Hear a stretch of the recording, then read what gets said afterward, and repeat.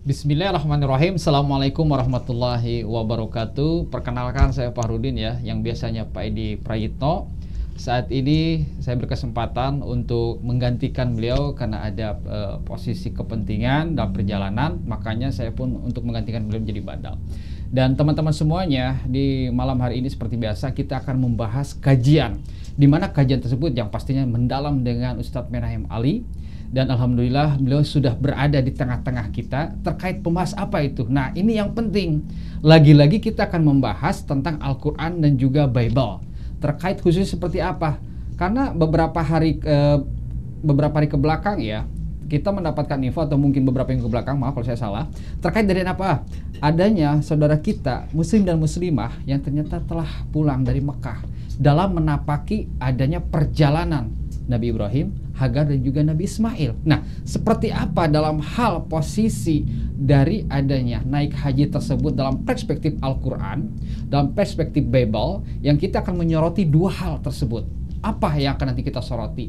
Pantang terus teman-teman semuanya, dan jangan lupa silakan bantu subscribe, like, dan share channel Geraha Mu'alaf. Dan mari kita sapa beliau, yaitu Pak Ustadz Menahem Ali. Assalamualaikum Pak Ustadz Menahem Ali. Waalaikumsalam warahmatullahi wabarakatuh. Gimana kabarnya? Duh, maaf nih, saya jadi perdana ini teh.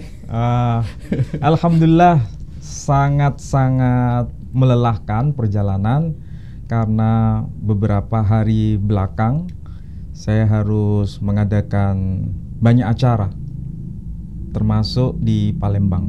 Subhanallah. Dan sekarang sudah bersama-sama kita di sini untuk melakukan kajian yang sangat penting untuk dipahami oleh semua netizen. Oke. Nah, teman-teman semuanya, terkait dari adanya, kita akan mengajukan dua pertanyaan penting ya kepada Ustadz Menahem Ali terkait apa itu. Pertama, bagaimana sih perspektif dari adanya kitab Taurat yang diyakini oleh umat Yahudi saat ini sebagai firman Tuhan? Adakah kesamaan janji antara Nabi Ibrahim dengan janjinya Nabi Ismail? Seperti apa makna dan juga penjabaran yang akan kita persembahkan khusus untuk Ustadz Menahem Ali? Monggo Ustadz Menahem Ali. Wah, ini pertanyaan berat sebetulnya. Karena kalau ini dibahas secara mendalam, dari aspek kajian lintas agama, memang ini tidak cukup waktu untuk kita bedah bersama. Tapi saya akan berikan penjabaran yang secara ringkas. Sebelum saya mencoba untuk berbicara mengenai anak perjanjian atau tanah perjanjian, dalam hal ini saya memberikan pengantar dulu dari aspek Baal Haturim. Kalau saudara-saudara kita di kalangan muslim mungkin tidak mengenal istilah Baal Haturim, tapi kalau saudara kita kaum Yahudi lebih mengenal istilah itu, dan kaum Nasrani juga mengenal istilah itu. Hanya saja karena ini ditulis dalam bahasa Ibrani sehingga kurang akrab di telinga kita. Baal Haturim itu sudah termaktub dalam kajian yang tertulis di Injil Matius. Ada silsilah Yesus Kristus, 3 periode, masing-masing ada 14 generasi. Itu bagian dari kajian Baal Haturim. Nah, kalau ini dikaitkan dengan tokoh-tokoh kunci, apakah itu Ibrahim, kemudian Hajar, Sarah, Ishak, dan Ismail, itu ada sesuatu yang unik. Bagaimana itu bisa kita pelajari dari konteks kajian Baal Haturim? Itu dari satu huruf pasti punya nilai angka, ya. Misalnya huruf Alef itu nilainya 1, huruf Bet itu nilainya 2, Alef, Bet, Gimel itu nilainya 3, Dalet nilainya 4, dan seterusnya. Seperti Jadi Batasa kali ya. Setiap huruf itu punya angka, dan saya kira ini merupakan tradisi Timur Tengah, bukan hanya di kalangan tradisi Ibrani atau Yahudi, tapi juga dalam konteks huruf Arab juga memiliki makna berdasarkan huruf demi huruf tadi. Nah, sekarang kita coba telusuri. Ternyata nama istri Ibrahim yang bernama Hagar itu masing-masing hurufnya itu punya nilai, kalau dijumlah nama Hagar itu nilainya 208. 208. Sedangkan anaknya dari Sayyidah Sarah yang bernama Ishak, itu huruf-hurufnya itu punya nilai angka 208. Sama. Kemudian Abraham itu kalau dijumlah masing-masing hurufnya, Abraham itu nilai angkanya 243. Sedangkan Ismail itu kalau dijumlah huruf-hurufnya akan muncul angka 451. Nah, sekarang kita coba cermati. Nama Abram digabung dengan nama istrinya, yakni Hagar, itu jumlah totalnya sama dengan 451. Sedangkan 451 itu adalah nama Ismail. Berarti secara angka itu persis sama. Artinya hubungan antara nama Abram dengan nama Hagar itu kalau dijumlah totalnya itu sama dengan nama Ismail. Ini menarik kan? Jadi satu orang diwakili dua orang. Satu orang yang bernama Ismail itu diwakili nilai angkanya itu nama ibunya dan nama ayahnya, yakni nama nama Hagar dan nama Abram. Ini bukan penghitungan versi Islam, ini penghitungan versi Yahudi. Jadi Yahudi sendiri sudah tahu bahwa angka-angka yang muncul dari nama-nama beberapa tokoh, 3 tokoh kunci ini memang bukan sesuatu yang tidak punya makna, tapi justru maknanya sangat dalam dari sisi angka. Yang lebih menarik lagi, nama Hagar, ibunya Ismail, itu ternyata nilai angkanya sama dengan nilai angka Yitzhak, putra Sayyidah Sarah. Yitzhak nilai angkanya 208. Berarti ada hubungan yang memberikan kesan positif kaitan antara Yitzhak dengan Hagar karena memiliki angka yang sama, yakni 208. Sedangkan dalam tradisi Latin dan dalam tradisi Yunani, nama Ismail itu dianggap memiliki kaitan dengan nama Sarah. Kenapa bisa begitu? Karena kalau kita membaca tulisan dari Santo Yerom yang hidup pada abad ke-4 Masehi, kemudian kita baca tulisan Uskup Isidore of Seville yang hidup pada abad ke-7, sezaman dengan masa hidupnya Nabi Muhammad SAW, beliau juga menyebutkan bahwa semua keturunan Ismail yang disebut sebagai Ismailitai itu sama dengan Saracen kalau bahasa kita, atau dalam bahasa Latin disebut Saracenorum, yang arti harfiahnya itu anak-anak Sarah, dalam arti bukan anak secara biologis, tapi anak secara yuridis. Karena kita tahu kan di dalam Alkitab bahwa oleh dia aku akan mendapatkan keturunan. Siapa yang mengatakan begitu? Sayyidah Sarah.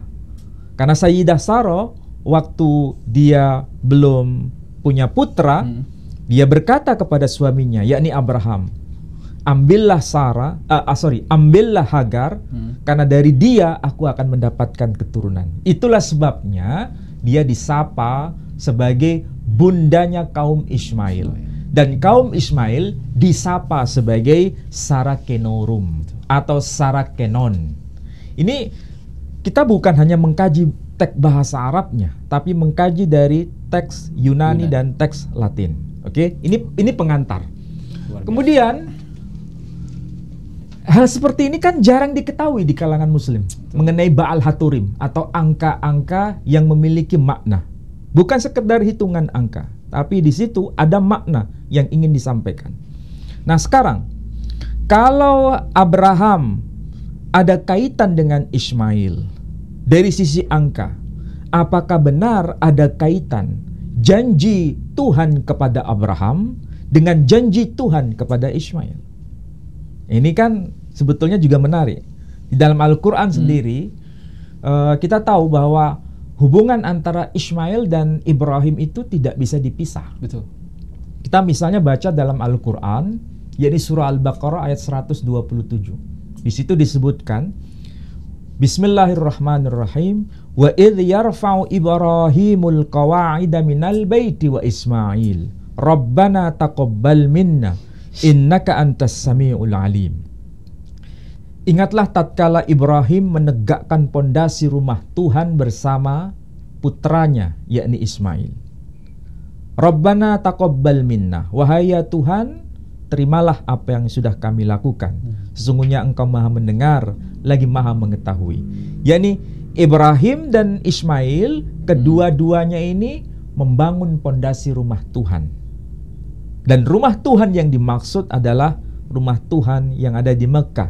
Itulah sebabnya saudara-saudara kita jamaah haji yang sekarang sudah proses kepulangan menuju tanah suci, mengabadikan jejak telapak kaki Ibrahim, sholat di belakang jejak telapak kaki Ibrahim, dan sholat menghadap rumah suci yang dibangun oleh Ibrahim dan Ismail, yang disebut sebagai Ka'bah itu. Dan dasarnya merujuk pada Quran. Begitu juga napak tilas dari janji yang telah diberikan kepada Hagar juga termaktub di dalam Al-Quranul Karim. Apa bunyi ayatnya? Disebutkan, Innas Safa wal Marwata min sya'airillah. Sesungguhnya Bukit Safa dan Bukit Marwa merupakan bagian dari syiar-syiar Allah.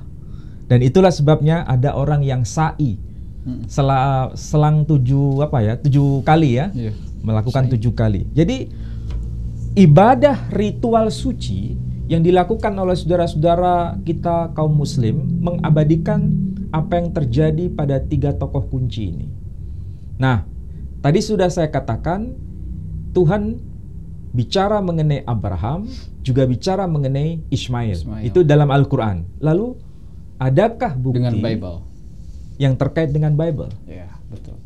Kalau itu ditanyakan kepada saya oleh Mas Fahrudin, saya jawab ada. Di mana itu? Nah, kita bisa cek, itu kan ada Alkitab, oke? Silakan dibuka Kitab Kejadian pasal 12 ayat 2. Pasal 12 ayat 2 ya. Ya, Kitab Kejadian pasal 12 ayat 2. Oke, saya tampakkan ya teman-teman semuanya, saya bacakan. Kejadian pasal 12 ayat 2 ya. Aku akan membuat engkau menjadi bangsa yang besar, memberkati engkau, serta membuat namamu masyhur, dan engkau akan menjadi berkat. Kejadian pasal 12 nomor 2. Maknanya apa ini? Berarti di situ ada sebuah informasi penting. Betul. Bahwa Tuhan bicara kepada Abraham, nanti akan menjadi bangsa yang besar. Siapa yang menjadi bangsa yang besar? Abraham. Saya ulangi lagi. Tuhan secara langsung berbicara kepada Abraham. Tuhan punya rancangan agar Abraham menjadi bangsa yang besar. Ini termaktub di dalam kitab Taurat, juga termaktub di dalam kitab Bible. Baik itu Bible versi Kristen maupun versi Katolik.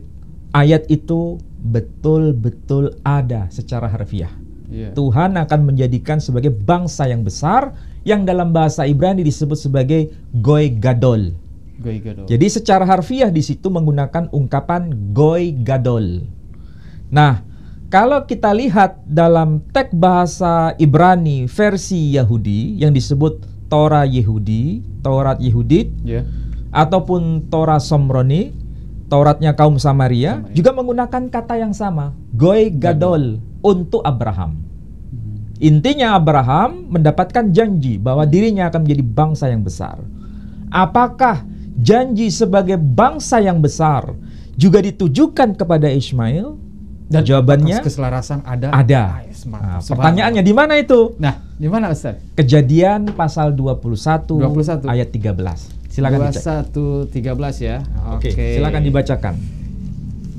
Ini Alkitab edisi terjemahan baru edisi kedua ya, teman-teman semuanya. Jadi biar teman-teman khawatir bingung.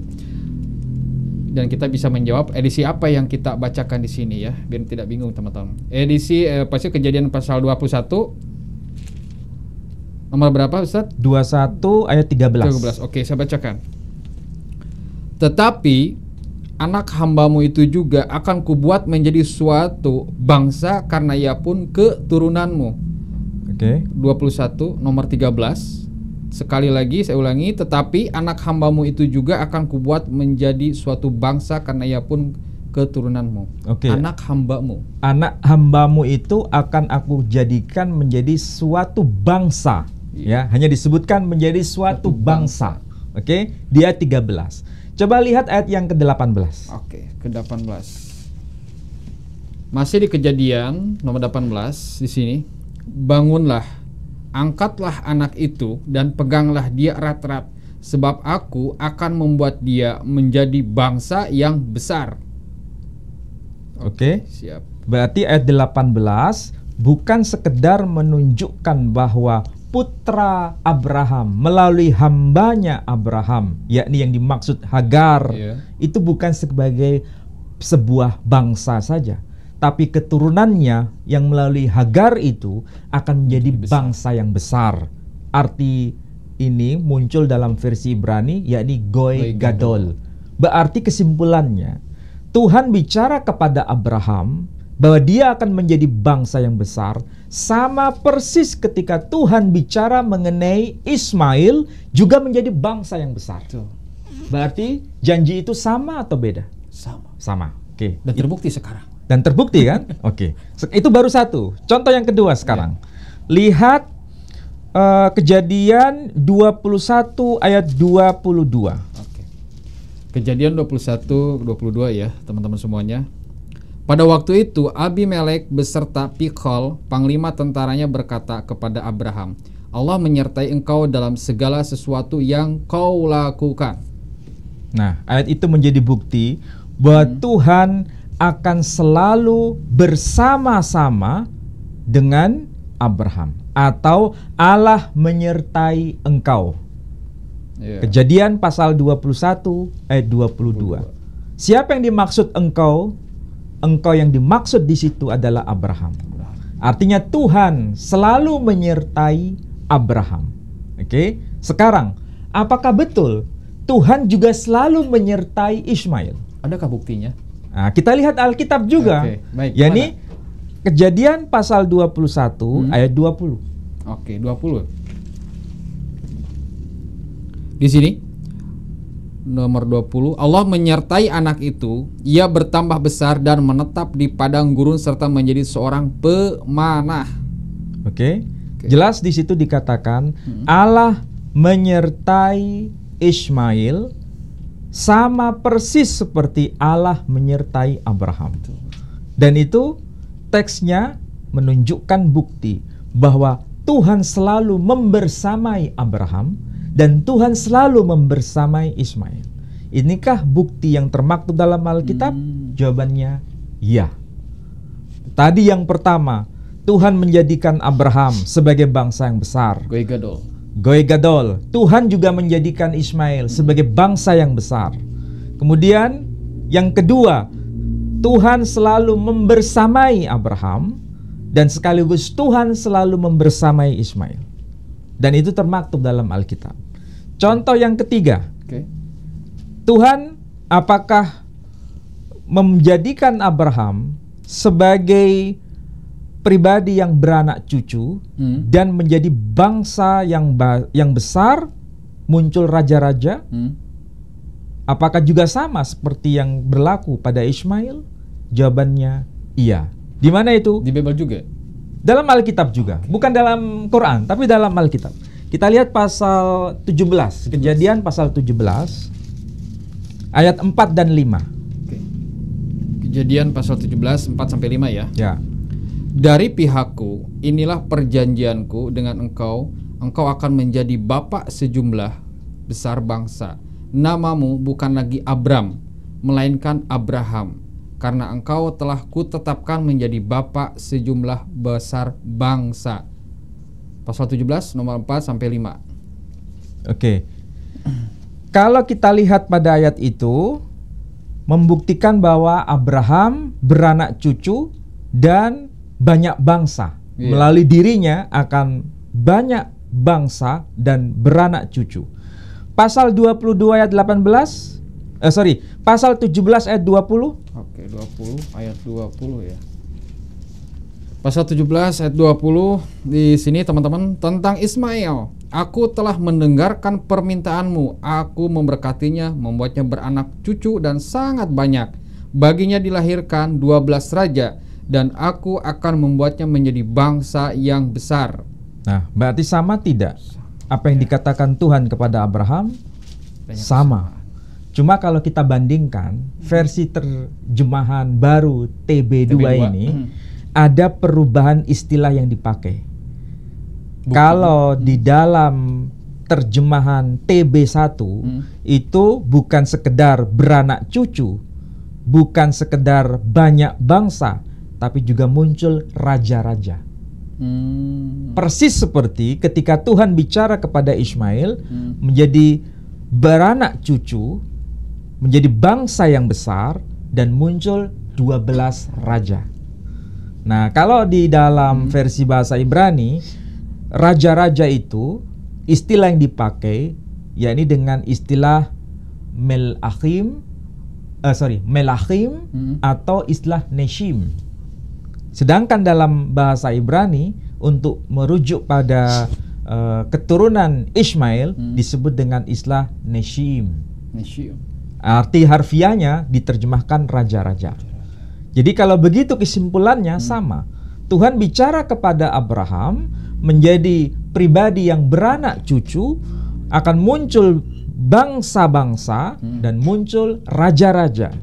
Kepada Ismail, Tuhan juga bicara akan menjadi beranak cucu, menjadi bangsa yang besar, dan akan muncul raja-raja. Dan yang lebih mengagetkan kita, ini yang terakhir. Apa itu? Keturunannya tidak bisa dihitung seperti bintang di langit. Di mana itu? Kita lihat. Kejadian pasal 15 ayat yang kelima. Oke. Kejadian 15 ayat 5 ya. Lalu Tuhan membawa Abram keluar serta berfirman, lihatlah ke langit dan hitunglah bintang-bintang, jika engkau dapat menghitungnya. Ia berfirman lagi kepadanya, demikianlah banyaknya nanti keturunan. Oke. Iya. Sekarang lihat Kejadian 15 ayat 10. Ayat 10-nya, 15 ayat 10. Semua itu diambilnya bagi Tuhan dan dibelahnya menjadi dua. Lalu bagian-bagian itu diletakkannya yang satu di samping yang lain, tetapi burung-burung itu tidak dibelahnya. Kalau Kejadian 21 ayat 12. 21:12. Namun Allah berfirman kepada Abraham, janganlah sebab hatimu mengenai masalah anak dan hambamu itu. Segala yang dikatakan Sarah kepadamu haruslah kau dengarkan, sebab dari Ishaklah yang akan disebut keturunanmu. Nah, berarti ini ada dua hal yang patut dicermati. Tuhan bicara kepada Abraham akan menjadi banyak keturunan, terlalu banyak untuk dihitung. Keturunannya itu, baik itu kepada Ismail dan juga kepada Ishak. Jadi kalau begitu, keturunan Abraham itu bukan hanya merujuk kepada Ishak, tapi juga kepada Ismail. Ini tidak boleh dipertentangkan dua putra keturunan Abraham ini, karena dari dua orang ini sama-sama disebut sebagai Zera Abraham atau keturunan Abraham. Bukan sekedar keturunan, benih Abraham. Kalau keturunan itu bahasa yang dipakai dalam Alkitab itu istilahnya pakai istilah Ben. Ben ya. Anak Abraham. Tapi kalau sebagai Zera itu lebih spesifik lagi.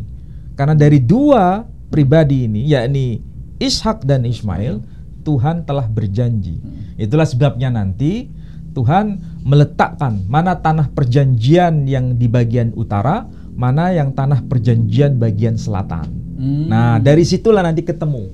Betulkah keturunan Ishak itu mendiami kawasan Arabia bagian utara yang disebut sebagai tanah Kanaan? Sedangkan Ismail, di mana mereka mendapatkan tanah perjanjian itu? Jawabannya kita lihat di dalam Kejadian pasal 25 ayat yang ke-18. 25 ayat ke-18. 18. Oke.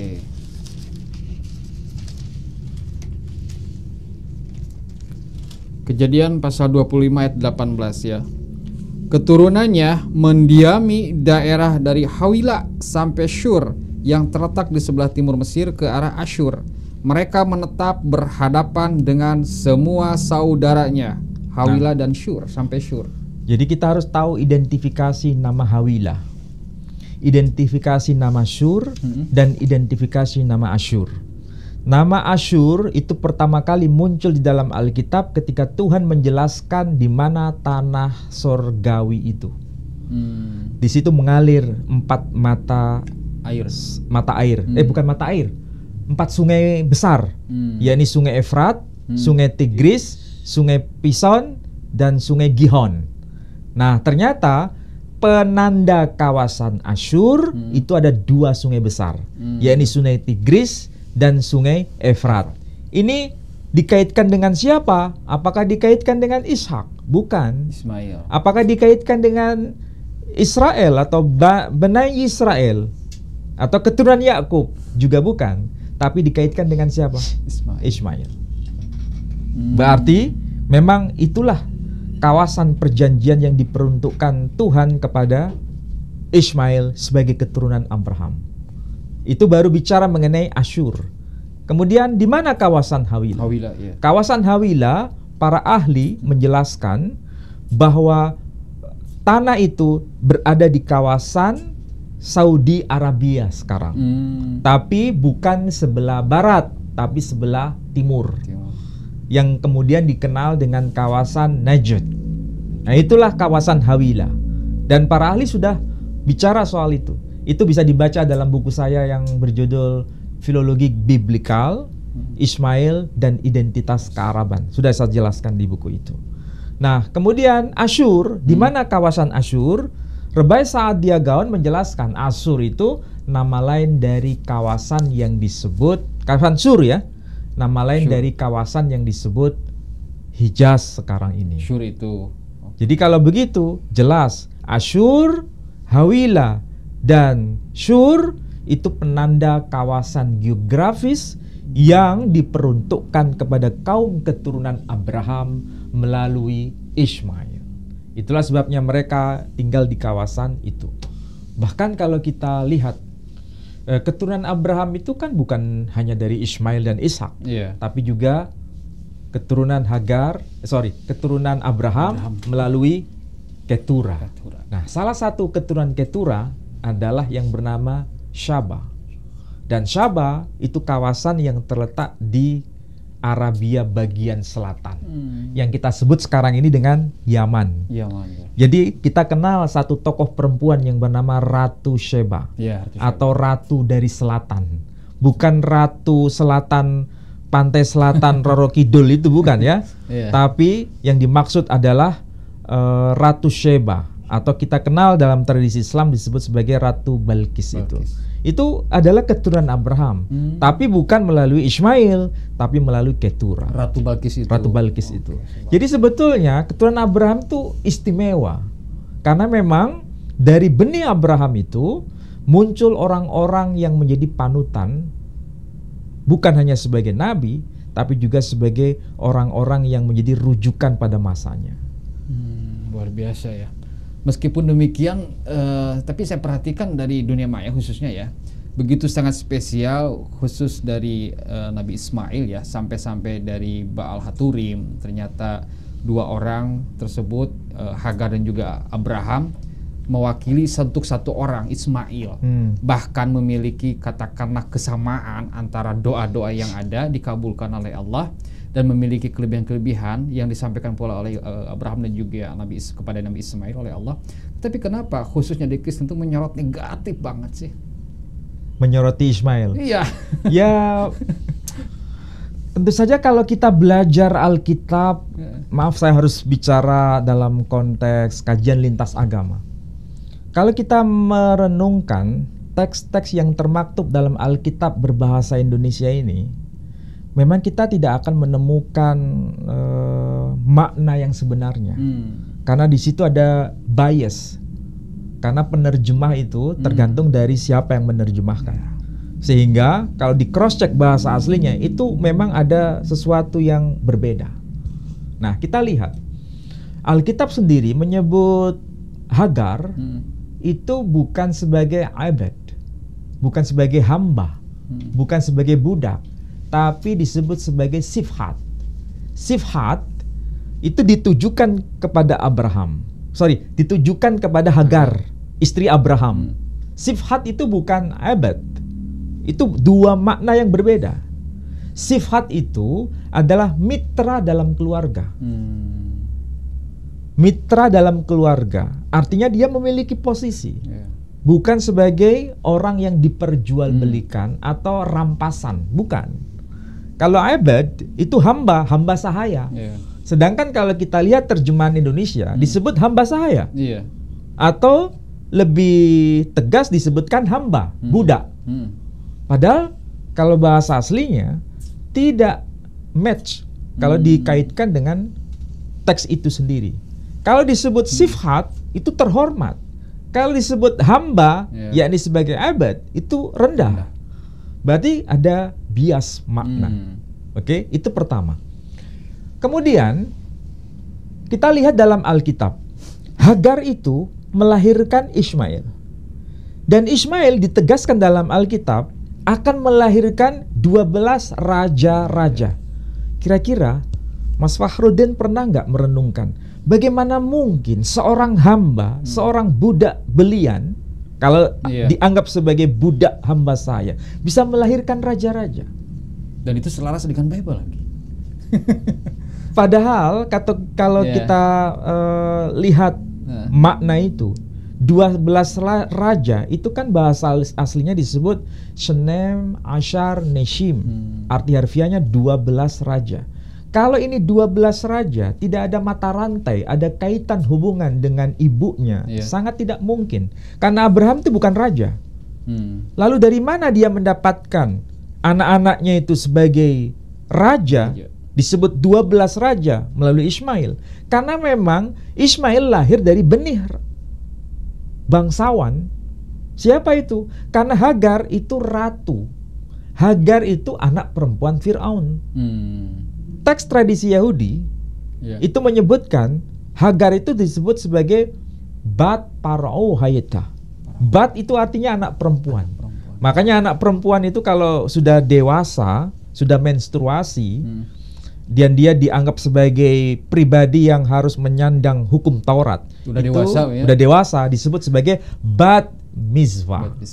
Sedangkan kalau laki-laki yang sudah balik disebut sebagai Bar Mizvah. Nah, kita lihat Hagar itu disebut sebagai Bat Paro Hayeta.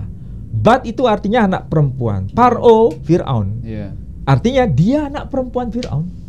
Jadi wajar di sini kalau anak perempuan Fir'aun yang keturunan bangsawan, Raja Mesir, maka nanti cucunya berhak menyandang gelar sebagai raja-raja. Justru kalau Hagar disebut sebagai budak, tidak nyambung di situ.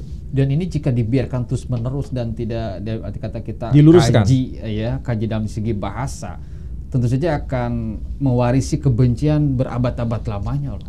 Ya tentu saja. Tapi masalahnya kalau kita bicara dengan para rabi itu sangat hormat dengan Hagar. Hagar tidak dilecehkan. Hagar itu dihormati. Memang statusnya itu kalau dikaitkan dengan Sarah itu istri pertama. Itulah cinta pertama dari Abraham. Tapi bukan berarti Hagar disisihkan. Karena Hagar menjadi orang penting dalam rumah tangga Abraham itu karena atas permintaan Sarah. Dan Sarah bukan bicara atas dirinya sendiri, tapi dia bicara dengan ungkapan Beruah Kadisha, dengan Roh Kudusnya Tuhan. Tapi bukan dalam makna Kristiani tapi dalam dibimbing oleh Tuhan untuk mengambil Hagar sebagai istri dari Abraham. Itulah sebabnya kalau kita renungkan berapa lama sebetulnya Hagar bersama dengan Sarah itu sebelum menjadi suami Abraham. Alkitab membuktikan selama 10 tahun. 10 tahun itu bukan masalah angka. Itu bicara soal bagaimana setianya Hagar mendampingi keluarga Abraham. Dan bagaimana Sarah memantau, kalau bahasa kita ini, fit and proper test. Kira-kira pernah nggak dengar istilah ini? Fit and proper test. Layak tidak manusia perempuan yang bernama Hagar itu menjadi istri Abraham? Ternyata layak menurut ukuran Sarah dan menjadi ibunya Ishmael nanti. Nah, itulah sebabnya nanti keturunan Hagar disebut juga sebagai Hagarenos. Dan sekaligus disebut sebagai Sarakenos atau Sarakenorum. Jadi disebut Hagarenos karena keturunan biologis dari Hagar. Sebagai Sarakenos disebut sebagai keturunan secara yuridis dari Sarah. Itulah keistimewaan Ishmael dalam pandangan Alkitab. Berarti menyimpang ya ketika posisi dari adanya posisi kacamata Kristen membenci dari adanya keturunan Ismail, sedangkan Yahudi tidak, untuk ke Sarah juga pun tidak. Ya, saya tidak bisa menjawab secara vulgar. Silakan netizen berpikir dengan nalar yang penuh kearifan. Saya kira dari sini saya tidak perlu menjustifikasi.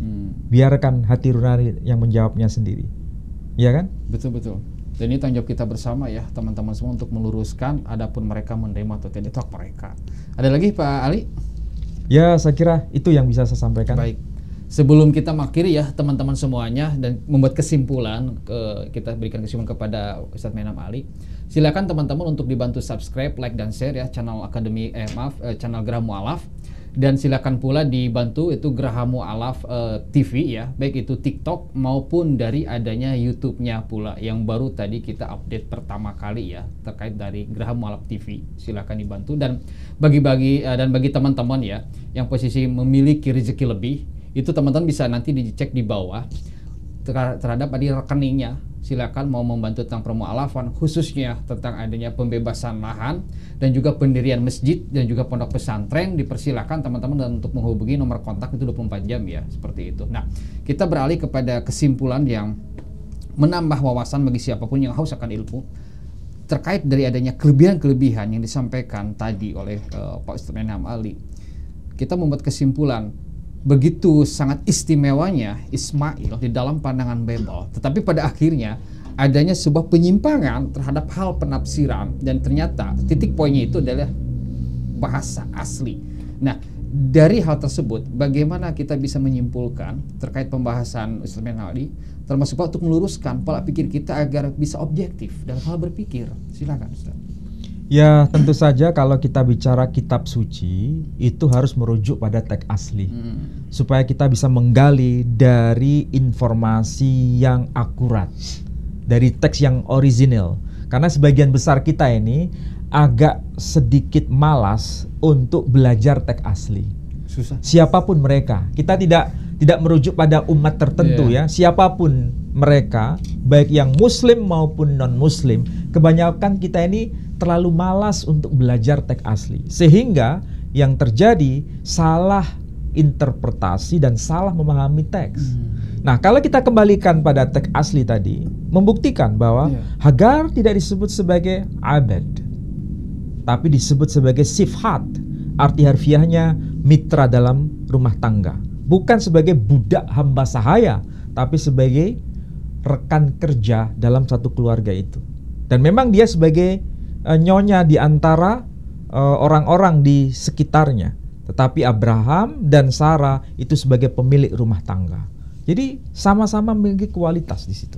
Itu yang poin pertama. Poin yang kedua, janji Tuhan kepada Abraham persis sama dengan janji Tuhan kepada Ishmael. Dalam beberapa poin tadi sudah saya jelaskan berdasarkan ayat-ayat yang termaktub dalam Alkitab. Jadi Ishmael bukan orang rendahan. Kita tidak bicara mengenai Ubermens dan Untermens. Apa itu Ubermen dan Untermens? Ini manusia kelas rendah, ini manusia kelas tinggi. Alkitab sebetulnya tidak bicara itu. Dan Quran juga tidak bicara itu. Saya kira demikian. Oke. Baik, terima kasih Ustadz Menahem Ali yang telah memberikan pencerahan kepada kita, dan semoga kita bisa lurus dalam hal pepandangan dan juga objektif dalam melihat, menyikapi dari adanya perbedaan yang ada. Tentu saja perbedaan yang ada tersebut harus dibuat indah, jangan sampai membuat runcing, apalagi ya saling gontok-gontokan. Semoga dengan adanya channel Gerak Mu'alaf ini bisa menambah wawasan bagi teman-teman yang haus akan ilmu. Dan terima kasih teman-teman yang telah menonton. Maaf khususnya dari saya jika ada salah-salah kata maupun sikap. Akhirul kalam. Assalamualaikum warahmatullahi wabarakatuh. Waalaikumsalam warahmatullahi wabarakatuh.